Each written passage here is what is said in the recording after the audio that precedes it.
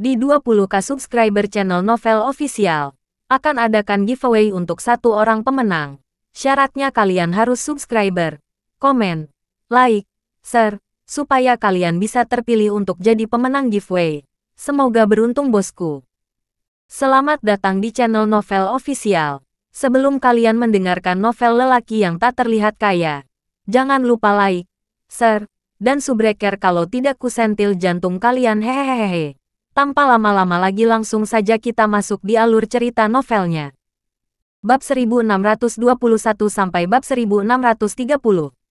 Saat mereka mendekati aula talisman, Geralt melihat bahwa seluruh bangunan berlapis emas.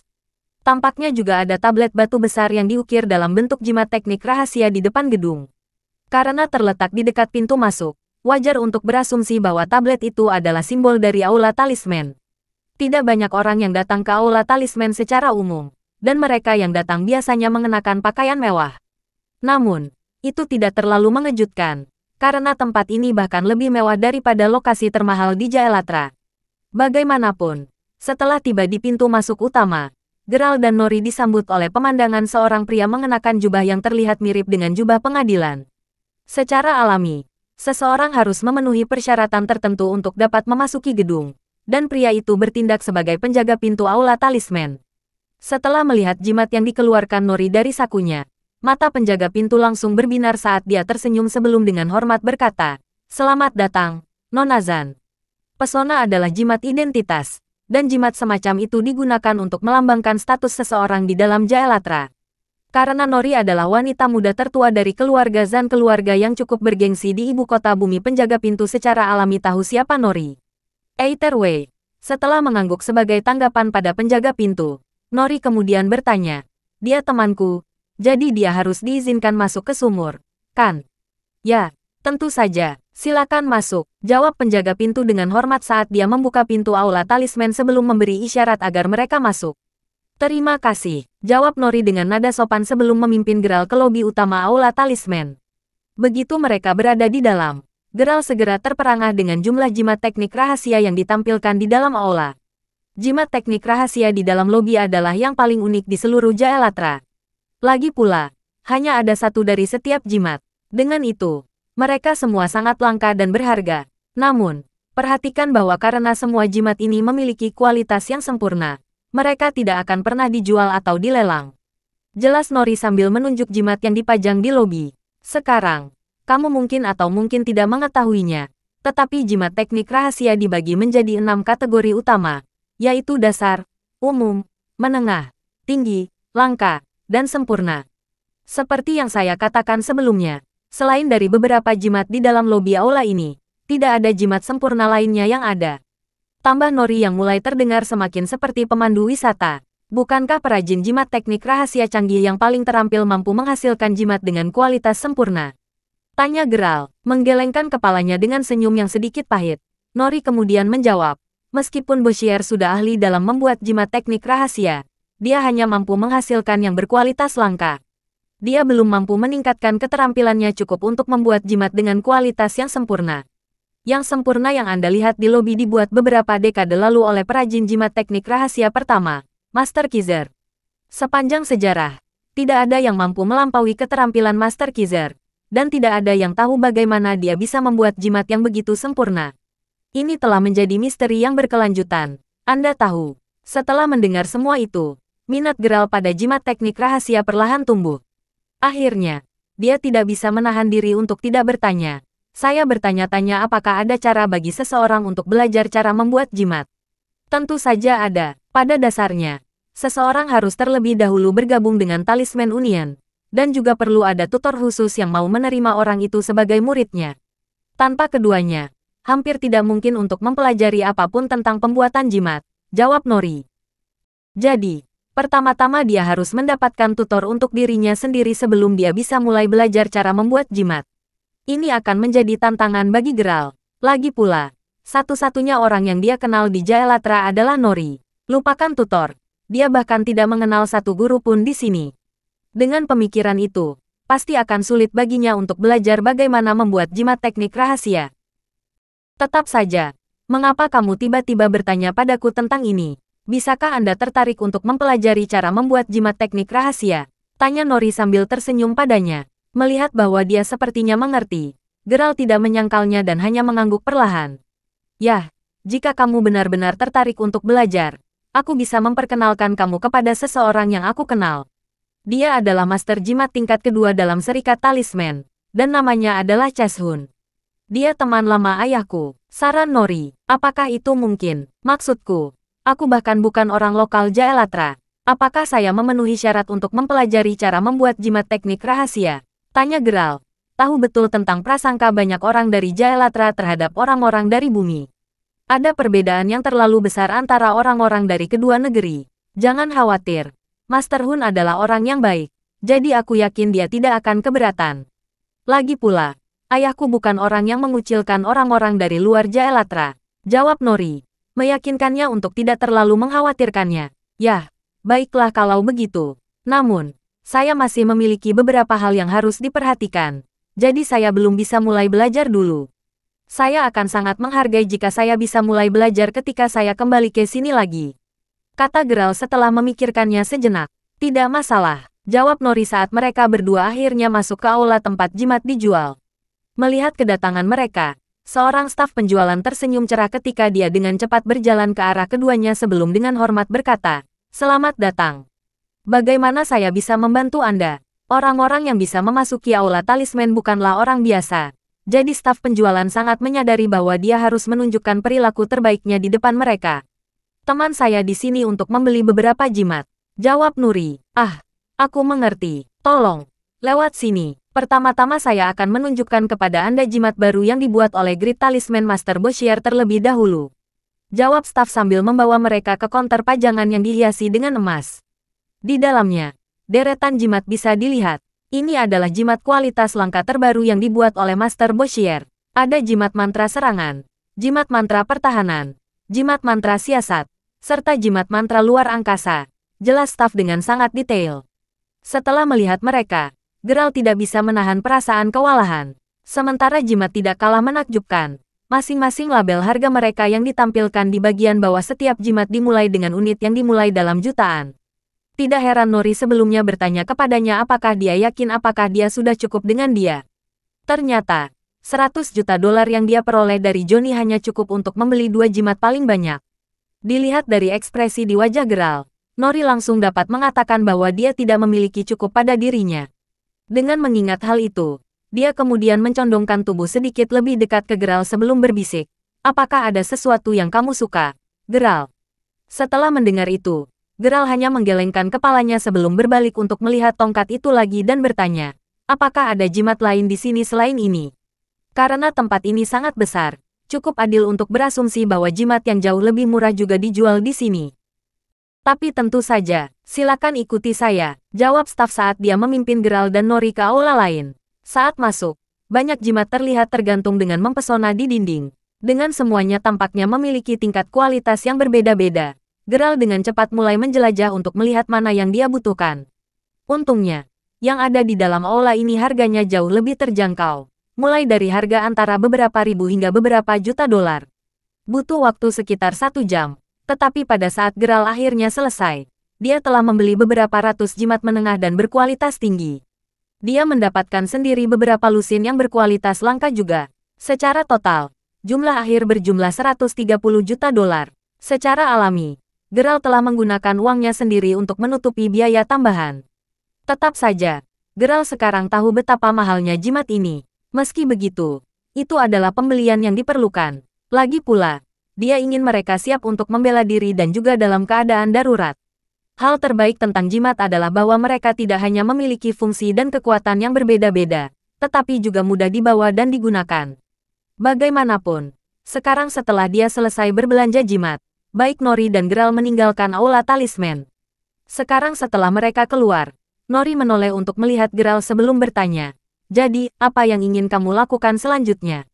Tidak melihat kebutuhan untuk menyembunyikan apapun, Geralt kemudian menjawab, "Saya menuju ke kota Suniva di bumi." "Oh, mengapa?" tanya Nori dengan nada penasaran. "Yah, masih ada beberapa quarter mines yang belum aku keluarkan. Lebih khusus lagi, aku belum memusnahkan mereka yang berasal dari klan kedua Quarter Mines. Quantox of University. Jelas Geralt. Setelah mendengar itu, Nori mengerti apa yang dimaksud Geralt sebelumnya ketika dia mengatakan dia masih memiliki urusan yang harus diselesaikan. Benar saja, jika dia tidak mengurus Quantox secepat mungkin, mereka pasti akan menyebabkan masalah baginya di masa depan. Saya melihat, harap berhati-hati. Oke, dan jika Anda membutuhkan bantuan, Anda bisa menghubungi saya dan saya akan mencoba yang terbaik untuk meminjamkan bantuan saya. Jawab Nuri, aku akan mengingatnya, kata Geralt sambil tersenyum sebelum dengan cepat melompat menjauh. Menatap punggungnya yang menghilang dengan cepat, Nori bertanya-tanya apakah suatu hari nanti dia akan menerimanya. Sementara itu, Johnny akhirnya berhasil pincang sepanjang perjalanan pulang dalam keadaan mengenaskan. Dengan rambutnya yang acak-acakan dan temperamennya yang biasa sebagai tuan muda dari keluarga Lager benar-benar hilang, Johnny sekarang lebih terlihat seperti pengemis daripada apapun.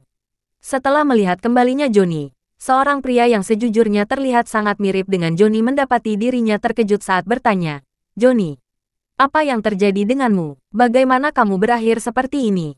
Aku dipukuli oleh seseorang. Kakak, jawab Johnny sambil menatap Jonas Lager dengan ekspresi kalah. Jonas adalah kakak laki-laki tertua Johnny, dan dia telah memasuki peringkat jiwa pertama dari alam sage. Dengan kekuatan yang begitu besar, Jonas juga menjadi anggota Fury Squad, salah satu pasukan bawah tanah yang lebih tersembunyi di Jaelatra. Anggota Fury Squad terdiri dari sekelompok pembunuh serta pembudidaya yang kuat. Bersama-sama, tugas mereka adalah menyelesaikan misi yang diberikan kepada mereka. Apa? Untuk berpikir bahwa seseorang benar-benar berani memukulimu. Katakan siapa pria itu agar aku bisa membalaskan dendammu. Teriak Jonas. Aku tidak terlalu mengenalnya. Aku hanya tahu bahwa dia sepertinya pacar Nori. Jawab Johnny dengan nada pahit. Merasa marah dan sedih setiap kali dia memikirkan Geralt. Lagi pula, tuan muda dari keluarga Lager dipukuli oleh anak nakal. Itu benar-benar memalukan bagi Lager. Jadi, Zan terlibat. Tampaknya mereka semakin arogan seiring berjalannya waktu. Beraninya mereka melawan keluarga kita. Ekspresi Jonas tampak menggelap secara eksponensial saat dia melolong marah. Sejujurnya, baik Zan dan Lager sama-sama kuat di Jaelatra. Karena tidak ada keluarga yang lebih lemah dari yang lain. Kedua keluarga memastikan untuk tidak pernah menyinggung satu sama lain. Namun, karena keterlibatan Geralt dalam masalah Nori kali ini, tampaknya kedua keluarga itu akhirnya akan berselisih. Jangan khawatir, Johnny, aku pasti akan membantumu dalam masalah ini. Sebenarnya, saya memberitahu ayah tentang ini. Mari kita lihat apa yang benar-benar mampu dilakukan Zan. Geram Jonas sambil menyipitkan matanya sebelum mendukung adiknya kembali ke kamarnya untuk beristirahat. Maju cepat ke malam itu, rumah keluarga Quantock dapat terlihat terang benderang dan pelayan keluarga itu tampaknya berjaga-jaga di semua tempat. Zaki sendiri berdiri di lobi, menatap semua orang di depannya dengan agak cemas. Bagaimanapun, ketiga tetua telah pergi hampir sepanjang hari sekarang. Meskipun begitu, mereka tidak melaporkan kembali sama sekali. Melihat betapa khawatirnya ayahnya, Xiaon kemudian berkata, "Jangan khawatir, ayah. Tiga tetua sangat kuat. Ingat, mereka pasti bisa menyingkirkan Geralt. Aku hanya bisa berharap begitu," jawab Zaki. Alisnya berkerut rapat. Akan tetapi, saat kalimat Zaki berakhir, suara Geralt tiba-tiba terdengar berteriak, "Sial. Alih-alih berharap hal yang mustahil, mengapa Anda tidak mulai berpikir bagaimana Anda akan menjelaskan kematian Anda kepada Quartermaines lainnya?" Mendengar suara Geralt bergema di seluruh manor, Zaki dan seluruh keluarganya langsung panik, mati-matian berusaha melihat di mana Geralt bersembunyi. Namun, detik berikutnya, Geralt muncul tepat di belakang Zaki dan mengangkat pria itu dengan satu tangan. Menekan ke leher Zaki, Geralt kemudian menambahkan dengan nada dingin, "Kau orang tua yang keras kepala, Zaki. Apakah Anda benar-benar harus memaksa saya untuk datang ke kota Suniva begitu cepat?" Wajahnya sekarang memerah. Zaki hanya bisa memukul lemah saat dia mencoba melepaskan diri dari cengkeraman Geralt. Tentu saja, itu tidak mungkin terjadi. Dan Zaki sekarang merasa sangat sulit untuk bernapas. "Lepaskan ayahku, Geralt," raung Xiaon sambil memelototi Geralt. Mengabaikan kata-kata Xiaon, Geralt hanya memerintahkan, "Berlutut, kalian semua." Setelah mendengar itu, semua Quantock hanya saling bertukar pandang. Pada akhirnya, tidak satu pun dari mereka yang mau menuruti perintah Geralt. "Saya melihat bagaimana ini, ya, karena tidak ada yang mengikuti saranku. Nikmati perjalananmu ke neraka." Ejek Geralt saat dia mengencangkan cengkeramannya di leher Zaki. Dengan jepret yang memuakkan, Zaki tidak lagi berada di antara yang hidup. Ayah, menguasai. Setelah menyadari bahwa Geralt benar-benar melakukan perbuatan itu, Xiaon dan Quantox lainnya hanya bisa menjerit ketakutan. Tidak dapat menahan amarahnya. Xiaon kemudian menyerbu ke arah Geralt sambil meraung. Dasar bastard. Aku akan membunuhmu. Sayangnya, usahanya sama sekali tidak berguna. Geralt datang ke kota Sunifa khusus untuk melenyapkan Quantox. Sama seperti bagaimana dia memusnahkan Quartermains. Dia tidak akan membiarkan siapapun di keluarga ini. Bersikap lembut kepada musuh berarti kejam terhadap diri sendiri. Adalah pepatah yang Geralt datang untuk belajar saat dia dewasa. Dan begitu saja, Quartermains dan Quantox tidak ada lagi. Dengan pekerjaannya yang sekarang selesai, Geralt kemudian dengan cepat meninggalkan kota Sunifa untuk kembali ke Jaelatra. Pagi berikutnya ketika beberapa mobil mewah terlihat diparkir di depan rumah keluarga Zan. Khususnya, setiap plat nomor mobil dimulai dengan kata lagar, memperjelas siapa yang mengunjungi Zans. Setelah Johnny yang dipukuli kembali ke rumah kemarin, Jonas telah melaporkan kejadian itu kepada ayahnya yang juga kepala keluarga Lager, Augustus Lager. Setelah mendengar bahwa seseorang telah menyakiti putra keduanya, Augustus berhak marah. Tentu saja tidak membantu bahwa dia adalah pria yang sangat protektif terhadap anak-anaknya. Tidak tahan dengan kenyataan bahwa putra kesayangannya terluka, dia ada di sini hari ini untuk berdebat tentang hal ini dengan keluarga Zan. Tuan Zan, jika Anda tidak sadar, pacar putri Anda memukuli putra saya. Bagaimana Anda berencana untuk menyelesaikan ini? Aku tidak akan pergi sampai kamu memberiku jawaban yang bisa diterima. Teriak Augustus yang saat ini sedang duduk bersila di depan pemimpin keluarga Zan, Yosua Zan. Bahkan sebelum Yosua bisa menjawab, Nori yang telah berdiri di sampingnya membalas. Jawabannya sederhana. Putramu telah menggangguku tanpa henti sehingga dia mendapatkan apa yang pantas dia dapatkan. Tenang, Nori, teriak ayahnya. Setelah mendengar itu, Nori tidak berani mengucapkan sepatah kata pun dan hanya berdiri dengan patuh di sisinya. Setelah itu, Yosua berbalik untuk melihat Lager. Sementara Augustus tampak agak murung. Jonas yang berdiri di samping ayahnya memiliki ekspresi dingin di wajahnya. Merasakan betapa kuatnya aura Jonas, Yosha langsung tahu seberapa kuat anak itu. Dengan mengingat hal itu, Jonas jelas bukan orang yang bisa dipusingkan. Terlepas dari itu, setelah jeda sedikit, Yosua berkata dengan nada monoton, dari cara saya melihatnya, kami berdua bertanggung jawab atas masalah ini, Tuan Lager. Sementara saya pasti akan meminta maaf kepada putra Anda atas nama putri saya, seperti yang dikatakan Nori, putra Anda yang memulai semua ini. Dengan mengatakan itu, setelah permintaan maaf saya dibuat, saya harap putra Anda tidak mengganggu putri saya lebih jauh. Sebagai pemimpin Zan, Yosua sangat sadar bahwa dia tidak bisa berkompromi terlalu banyak dengan Lager. Hentikan omong kosongmu, Yosua. Lihat, putri Anda sebaiknya meminta maaf kepada putra saya secara langsung hari ini. Gagal melakukan itu dan aku akan menghancurkan keluargamu. Ancam Augustus sambil membanting tangannya ke meja. Mendengar itu, Yosua langsung mengerutkan kening. Untuk berpikir bahwa Augustus akan cukup arogan untuk mengaku ingin menghancurkan keluarganya. Dia benar-benar tampaknya tidak menghormati Zan sama sekali. Menjadi sedikit terlalu arogan. Bukan begitu, Tuan Lager. Saya harap Anda ingat bahwa keluarga saya sudah berhasil mendapatkan pijakan di Jaelatra. Dengan itu, kita tidak akan menjadi sasaran empuk. Balas Yosua dengan dingin. Oh benarkah? Saya ingin melihat Anda mencoba membela diri melawan kami. Ejek Augustus dengan mendengus menghina sebelum melambaikan tangan. Sepersekian detik kemudian, lebih dari 10 pria berbaju hitam bergegas masuk, langsung membuat Zan khawatir. Betapa tidak bijaksananya, ini adalah rumah keluarga Zan. Apakah Anda benar-benar berpikir bahwa ini adalah tempat bagi Anda untuk melakukan sesuka Anda? Teriak Nori saat dia memelototi Augustus dan anak buahnya sebelum bergerak ke pintu. Tidak tahan berada di hadapan keluarga Lager lagi. Namun, jalannya dengan mudah dihalangi oleh Jonas yang sambil menatap tajam ke arahnya kemudian mengancam. Aku yakin kamu sangat sadar bahwa kakakku menyukaimu, Nori. Dengar, jika kamu menemani saudaraku sepanjang hari, aku akan mempertimbangkan untuk menyelamatkan Zan. Namun, gagal untuk mematuhinya, dan saya akan memastikan Anda membayar mahal. Apa yang kamu katakan? Apa sebenarnya yang ada dalam pikiranmu ketika mengatakan, bayar mahal? Ejek Nori, nyaris tidak terintimidasi oleh ancaman Jonas. Sederhana saja, itu artinya aku tidak akan menunjukkan belas kasihan lagi padamu. Raung Jonas saat aura tekanannya segera meningkat. Lakukan satu jari padanya dan saya jamin Anda tidak akan meninggalkan tempat ini hidup-hidup.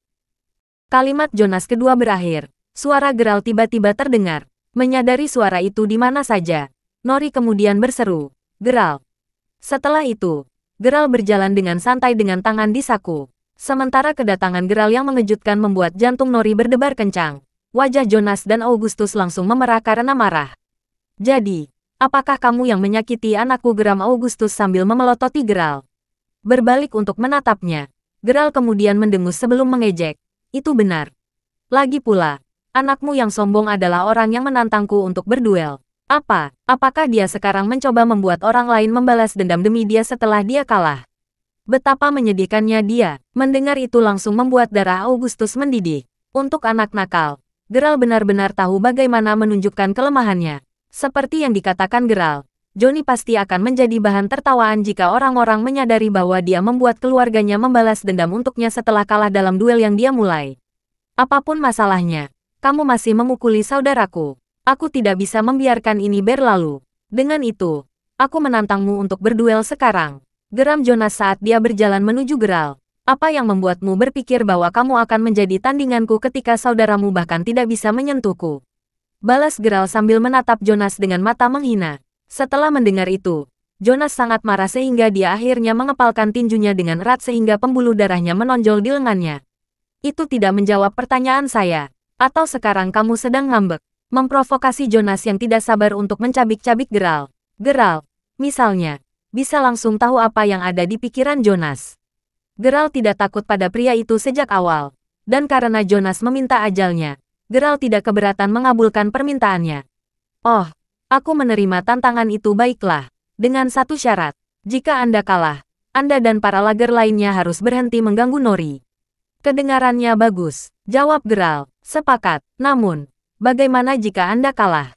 Kamu bisa melakukan apapun yang kamu inginkan denganku jika itu terjadi," kata Geralt agak acuh tak acuh. Lagi pula, dari apa yang Geralt tahu, Jonas tidak mendekati lawannya. Dengan syarat yang telah disepakati, kedua pria itu kemudian mulai berjalan keluar untuk memulai duel mereka. Saat yang lain dengan cepat mengikuti, Nori berlari ke sisi Geralt sebelum berbisik, "Geralt, saudaranya tidak selemah Johnny. Apa kau yakin tentang ini?" Tersenyum sebagai balasan, Geralt hanya menjawab, "Jangan khawatir, dia bahkan tidak cocok untukku." Melihat betapa percaya diri senyum Geralt, Nori langsung bisa yakin. Lagi pula, dia tahu bahwa Geralt adalah tipe orang yang hanya akan mengatakan hal seperti itu jika dia benar-benar yakin akan kemenangannya. Sekarang di luar, Jonas kemudian memelototi Geralt sebelum berteriak, "Saya harap Anda menikmati menonton saya menghancurkan tulang Anda." "Berbicara itu murah," ejek Geralt. Jonas benar-benar meremehkan kemampuan Geralt. Bagaimanapun, meskipun saudaranya gagal mengalahkan Geralt, Jonas tahu pasti bahwa jarak antara Johnny dan kekuatannya sangat besar. Dengan pemikiran itu, Jonas yakin bisa mengalahkan Geralt dengan mudah. "Ayo," raung Jonas yang marah saat auranya berkobar. Setelah itu, pria itu mulai menyerang Geralt dengan kecepatan luar biasa. Tinjunya ditujukan ke kepala Geralt. Jonas yakin bahwa pada tabrakan, tengkorak Geralt akan langsung terbelah. Namun, dia bodoh jika dia berpikir bahwa Geralt akan memberikan kesempatan itu padanya. Dengan sangat mudah, Geralt hanya melangkah ke samping untuk menghindari serangan. Meski begitu, saat tinju Jonas terbang melewati wajah Geralt, Geralt bisa merasakan kekuatan besar dalam pukulannya. Sebagai seseorang yang telah memasuki peringkat jiwa pertama dari alam sage, Jonas tidak diragukan lagi adalah orang yang kuat. Sial baginya, lawannya adalah Geralt. Menyadari bahwa serangannya benar-benar meleset, Jonas sedikit terkejut, memikirkan bahwa Geralt sebenarnya secepat ini. Dengan cepat memulihkan akalnya, Jonas kemudian dengan sigap berbalik untuk meluncurkan tendangan mematikan ke arah Geralt. Namun, sekali lagi, Geralt menghindari serangan itu tanpa kesulitan. Dari situ saja, perbedaan kemampuan duo ini semakin jelas. Di dunia seni bela diri, yang lebih cepat selalu diuntungkan. Dan ini jelas diilustrasikan oleh fakta bahwa Jonas tidak bisa mendaratkan satu pukulan pun pada Geralt. Geralt jauh lebih cepat darinya. Dengan mengingat hal itu, pemenang pertempuran ini telah diputuskan. Meskipun dia tahu itu, Jonas menolak untuk mengaku kalah. Lagi pula, dia telah bersumpah pada dirinya sendiri bahwa dia akan membalaskan dendam saudaranya dengan mengalahkan Geralt. Apakah Anda hanya mampu menghindar?" ejek Jonas dengan mendengus. Meskipun dia mengatakan itu, Jonas sejujurnya merasa sangat terhina. Lagi pula, sepertinya Geralt tidak menganggapnya serius sama sekali. Meski begitu, dia sekarang menerima bahwa Geralt tidak lebih lemah darinya. Lagi pula, tidak ada serangannya yang mendarat. Aku hanya khawatir kamu akan tersingkir dari satu serangan. Balas Geralt dengan senyum menghina di wajahnya. Setelah mendengar itu, kemarahan Jonas melonjak saat dia mengatupkan giginya. Betapa sombongnya, kamu anak nakal yang sombong. Raung Jonas sambil mengerahkan seluruh kekuatannya sebelum menyerang Geralt dengan sekuat tenaga. Tentu saja Geralt dengan mudah menghindarinya.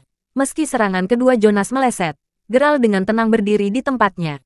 Karena Jonas sangat ingin dia menyerang, Geralt akan dengan senang hati menurutinya. Hanya butuh sepersekian detik bagi Geralt untuk menendang tepat di perut Jonas. Gerakan Geralt begitu cepat sehingga Jonas bahkan tidak bisa bereaksi tepat waktu. Sesaat menemukan dirinya melonjak, itu sedetik kemudian ketika seluruh tubuhnya jatuh ke tanah. Melihat putranya yang sekarang batuk darah bahkan nyaris tidak bisa menerima satu tendangan pun dari Geralt, wajah August langsung memucat. Dia tidak menyangka bahwa putranya benar-benar akan kalah dari Geralt. Menatap pria yang terluka itu, Geralt kemudian berseru dengan nada monoton, "Kamu kalah." Meskipun Jonas jelas tampak tidak mau mengakuinya, Geralt benar memahami itu. Jonas hanya bisa memilih untuk menerima kekalahannya. Lagi pula, memilih sebaliknya pasti akan membuatnya menjadi bahan tertawaan bagi publik. Setelah itu, Augustus dengan cepat membawa Jonas ke salah satu mobil mereka sebelum segera pergi. Melihat Lager setelah pergi, Nori dengan gembira bersorak, "Kamu berhasil, Geralt. Kamu sangat kuat bahkan Jonas bukanlah lawanmu." Saat Nori terus memuji Geralt, Joshua dan Zan lainnya hanya bisa terus menatap pemuda itu, masih terkejut dengan hasil pertarungan itu. Menyadari bahwa keluarganya tidak bisa berkata-kata, Nori kemudian mengambil kesempatan untuk memperkenalkan Geralt kepada ayahnya. "Ayah, ini adalah orang yang saya bicarakan sebelumnya. Namanya Geralt Crawford." Mendengar itu, Joshua hanya mengangguk sebelum memberi isyarat kepada mereka untuk kembali ke aula untuk saat ini. Setelah duduk, Geralt berinisiatif untuk menyapa. "Senang bertemu dengan Anda, Tuan Zan. Kesenangan adalah milikku. Anda tahu, Nori telah memberitahu saya betapa kuatnya Anda untuk sementara waktu sekarang. Setelah menyaksikan kejadian hari ini, saya dapat dengan aman mengatakan bahwa saya setuju dengannya." Jawab Joshua, menatap Geralt dengan ekspresi puas. "Anda menyanjung saya, Tuan Zan. Karena aku berteman baik dengan Nori, masalahnya adalah masalahku juga. Terlepas dari itu, impulsif saya yang memulai semua masalah ini sejak awal. Dengan itu, saya harap Anda menerima permintaan maaf saya," kata Geralt dengan nada minta maaf. Lagi pula, jika dia tidak mengalahkan Johnny, Lagers tidak akan datang untuk menghadapi mereka sejak awal. "Tidak mungkin ini salahmu, Geralt. Aku jelas-jelas salah di sini karena menggunakanmu sebagai tamengku," kata Nori sambil maju selangkah untuk membelanya. "Baiklah, itu sudah cukup menyalahkan dirimu sendiri. Aku tidak pernah menyukai anak Lager itu sejak awal. Sejujurnya ini bukan pertama kalinya aku mendengar dia mengganggu Nori juga. Dengan itu, Anda melakukan pekerjaan dengan baik, Geralt. Dengan bantuan Anda, Johnny diharapkan akan menyadari bahwa tidak semua orang di dunia takut padanya." "Sial, siapa sebenarnya Lager itu? Mereka masih bertahun-tahun cahaya dari cukup mampu untuk menyakiti keluarga kita," kata Joshua. Sejujurnya, Joshua sama sekali tidak takut pada Lager. Namun, jika mereka benar-benar menjadi musuh, Joshua tahu bahwa kedua keluarga akan menderita kerugian besar. Meski begitu, Joshua akan rela bertarung demi putrinya. Pada saat itu, Nori tampak tiba-tiba teringat sesuatu. Dengan itu, dia dengan cepat berbalik menghadap ayahnya sebelum bertanya, "Ayah, kamu adalah teman lama Master Hun, kan? Dari Serikat Jimat, aku butuh bantuanmu dengan sesuatu." Apakah Anda berpikir untuk bergabung dengan Serikat Pekerja?" tanya Joshua dengan agak penasaran. "Tidak semuanya, aku hanya bertanya atas nama Geralt. Dia tertarik untuk mempelajari cara membuat jimat teknik rahasia," jawab Nori sambil menggelengkan kepalanya sebelum berbalik untuk melihat Geralt. Dari situ, Joshua dengan mudah mengetahui bahwa putrinya pasti jatuh cinta pada Geralt. Meskipun dia sebelumnya mengatakan bahwa dia hanya menggunakan Geralt sebagai perisai, Joshua sangat menyadari bahwa putrinya menyukai Geralt. Terlepas dari itu, Geralt kemudian tersenyum pada Joshua sebelum dengan hormat berkata, "Dia benar, Tuan Zan. Jika tidak terlalu merepotkan, saya ingin meminta bantuan Anda dalam hal ini." Joshua, misalnya, sudah memiliki kesan yang baik tentang Geralt. Lagi pula, tidak hanya dia sudah sekuat ini di usianya, Tetapi pemuda itu juga berteman dekat dengan putrinya. Dengan mengingat hal itu, tidak mungkin Yoshua menolak untuk membantu. Jangan khawatir. Yang paling berharga bagiku adalah beberapa kata. Bagaimana dengan ini? Saya akan menghubungi Master Hun dan mengundangnya agar Anda berdua bisa bertemu terlebih dahulu. Jika dia bersedia menerima Anda sebagai muridnya, saya ucapkan selamat. Namun, jika dia menolak, aku juga tidak akan memaksanya. Bagaimana dengan itu? Tanya Yoshua saat dia mengusulkan pengaturan terbaik yang bisa dia pikirkan. Saya akan dengan senang hati menerima pengaturan Anda. Terima kasih atas usaha Anda, Tuan Zan. Jawab Geralt bahkan tanpa berpikir dua kali. Lagi pula, fakta bahwa Yoshua yang bahkan belum terlalu dikenal Geralt mau membantu sudah merupakan kejutan yang menyenangkan baginya. Pada akhirnya, semua ini berkat Nori. Tidak lama kemudian seorang lelaki tua yang mengenakan jubah panjang memasuki rumah keluarga Zan. Dengan lencana emas yang disematkan di dekat dadanya, individu itu tidak lain adalah Master Chess Hun sendiri, Master Jimat tingkat kedua di Serikat Talisman. Ah, kamu di sini, kata Yoshua saat dia dengan cepat berjalan untuk menyambut pria tua itu ketika dia melihatnya.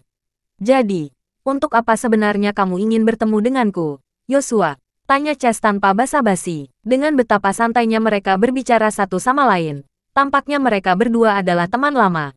Yah, aku ingin mengenalkanmu pada seseorang yang tertarik mempelajari cara membuat jimat teknik rahasia. Saya pikir detailnya bisa diselesaikan dengan lebih baik secara tatap muka. Itulah sebabnya saya mengundang Anda. Jawab Yoshua sambil tersenyum. Sedikit terkejut ketika mendengar itu, Chess kemudian bercanda. Jangan bilang kamu mencoba menjadikan putrimu yang berharga sebagai muridku. Seketika tertawa sebagai tanggapan, Yoshua kemudian menjawab, saya akan sangat senang jika dia benar-benar tertarik untuk membuat jimat sama sekali. Namun, dia punya rencananya sendiri. Bagaimanapun juga, dia adalah orang yang ingin kuperkenalkan padamu. Setelah itu, Yoshua kemudian mengarahkan tangannya ke arah Geralt. Saat Chess menatap Geralt, Yoshua kemudian menambahkan, Geralt, ini adalah Master Chess Hun, Master Jimat tingkat kedua di Serikat Talisman. Mendengar itu, Geralt langsung menyapa Chess dengan nada sopan. Senang bertemu denganmu, Master Hun. Saya menggunakan Geralt Crawford, dan saya telah mendengar banyak cerita tentang pencapaian besar Anda dalam pengerjaan jimat teknik rahasia. Dengan mengatakan itu, saya harap Anda akan menerima saya sebagai murid Anda dan mengajari saya cara membuat jimat teknik rahasia. Mengangkat alis sedikit setelah mendengar itu, Chess kemudian menoleh untuk melihat Yoshua sebelum berkata, aku yakin kamu ingat bahwa aku tidak hanya menganggap siapapun sebagai muridku, Yoshua. Sejujurnya, Chess tidak terlalu tertarik untuk membawa Geralt di bawah sayapnya. Sekarang, jika Nori yang ingin belajar darinya, Chess akan setuju untuk melakukannya tanpa berpikir dua kali. Bagaimanapun, dia adalah putri Yoshua, dan dia, misalnya, pasti akan memberikan wajah kepada Yoshua. Geralt, bagaimanapun, adalah orang asing baginya. Itulah sebabnya Chess agak enggan menerimanya. Aku ingat, bagaimanapun, aku tahu bahwa dia bukan orang biasa. Dia cukup berbakat dan sangat kuat. Dia juga sahabat Nori. Jadi, gumam Yoshua sambil mengangguk pada lelaki tua itu. Jadi, kamu menyuruhku untuk membuat pengecualian dan menganggapnya sebagai muridku, kan? Bagaimana dengan ini? Saya akan memberinya tes, dan jika dia lulus, saya akan menerimanya. Bagaimana kedengarannya? Menyarankan Chess. Menjadi teman lama Yoshua, Chess tahu dia masih harus memberinya sedikit wajah. Dengan pemikiran itu, dia berpikir bahwa menguji Geralt akan menjadi cara paling adil untuk memutuskan sesuatu. Setelah mendengar itu, Yoshua kemudian berbalik untuk melihat Geralt untuk melihat tanggapannya. Secara alami, Geralt hampir tidak ragu-ragu ketika dia berkata, saya setuju. Dan jika saya tidak lulus ujian, saya, Geralt Crawford, bersumpah untuk tidak mengganggu Master Hun lagi. Mendengar itu, Chess kemudian melambaikan tangannya, membuat kuas dan jimat kosong muncul di hadapannya dan Geralt. Baiklah kalau begitu, tes saya sederhana. Jika Anda benar-benar berbakat seperti yang dikatakan Yoshua, maka Anda akan dapat menyalin jimat saya. Jika kamu lulus, aku akan mengambilmu sebagai muridku. Jelas Caca. Setelah itu, Chess memegang kuasnya sebelum dengan cepat menggambar jimatnya.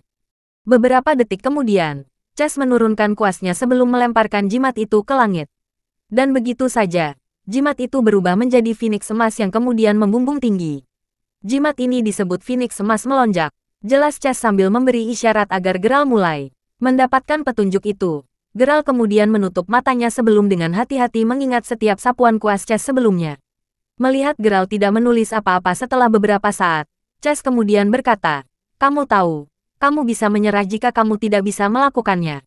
Menyerah, Geralt berpikir dalam hati, merasa sedikit kesal. Kapan dia pernah mengakui kekalahan? Menyerah tidak ada dalam kamusnya. Setelah beberapa detik lagi, Geralt tiba-tiba membuka matanya lebar-lebar sebelum meraih kuas dan mulai menggambar jimat yang mirip dengan milik Chess.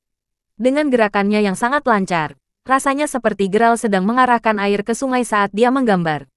Itu sangat cair, bahkan, sehingga Chess mendapati penghinaan awalnya dengan cepat berubah menjadi kejutan.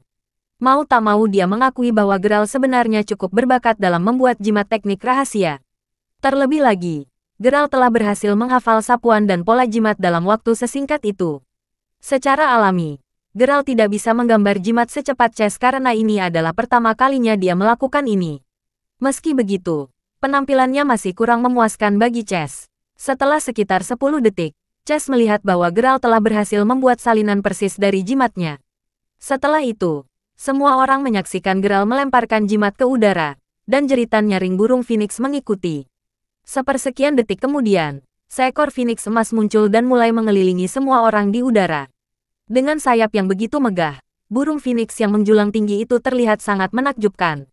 Bagaimanapun, Geralt telah berhasil. Bertepuk tangan, Chess memiliki senyum cerah dan puas di wajahnya saat dia berkata, "Tidak buruk." Yosua benar-benar tidak bercanda ketika dia bilang kamu berbakat. Baiklah kalau begitu, aku akan mengambilmu sebagai muridku seperti yang kita sepakati. Mendengar itu, Geralt langsung berterima kasih kepada Chess dengan nada hormat. Saya menghargai pujiannya, Guru. Bahkan Nori dan Yosua senang melihat ini. Nori khususnya sangat senang untuk Geralt. Dia benar-benar tidak menyangka Geralt bisa meniru jimat Master Hun dengan begitu sempurna. Karena aku sekarang telah membawamu di bawah sayapku, ada 2 aturan ketat yang harus kamu patuhi. Kata Chess dengan ekspresi tegas tiba-tiba di wajahnya. Sebutkan mereka. Guru, aku akan menuruti apapun yang kamu katakan. Katanya bagus. Pertama-tama, Anda harus menggunakan salah satu jimat teknik rahasia di dalam Jaelatra. Kedua, kamu tidak boleh mengajari orang lain cara membuat jimat. Kata Caca, kedua aturan itu adalah perintah dari Serikat Talisman, dan tidak ada yang diizinkan untuk melanggarnya. Setelah dilanggar, pelanggar aturan akan langsung dikeluarkan dari serikat dan kehilangan status mereka sebagai anggota. Meskipun Geralt dengan mudah menghafal aturan, dia menemukan aturan pertama sedikit membingungkan. Dia tidak boleh menggunakan salah satu jimat teknik rahasia di dalam Jaelatra. Apakah itu berarti dia masih bisa menggunakannya di bumi? Bagaimanapun juga, setelah memberitahunya aturannya, Chess kemudian berkata, "Baiklah, kalau begitu, sekarang saya akan membawa Anda ke Serikat Talisman untuk pendaftaran. Setelah itu selesai, kamu akan menjadi anggota resmi Serikat Pekerja dan murid utamaku." Saat Geralt dan Chess meninggalkan rumah keluarga Zan untuk menuju ke Talisman Union, Chess memastikan untuk memberitahu Geralt bahwa proses pembuatan jimat itu tidak mudah. Dia juga meluangkan waktu untuk memberitahu Geralt bahwa Talisman Union sangat bergengsi di Jaelatra. Dengan pemikiran itu, mereka yang menjadi bagian dari serikat memiliki status yang sebanding dengan bangsawan di Jaelatra. Terima kasih sudah mendengarkan novel lelaki yang tak terlihat kaya. Sampai jumpa di novel selanjutnya.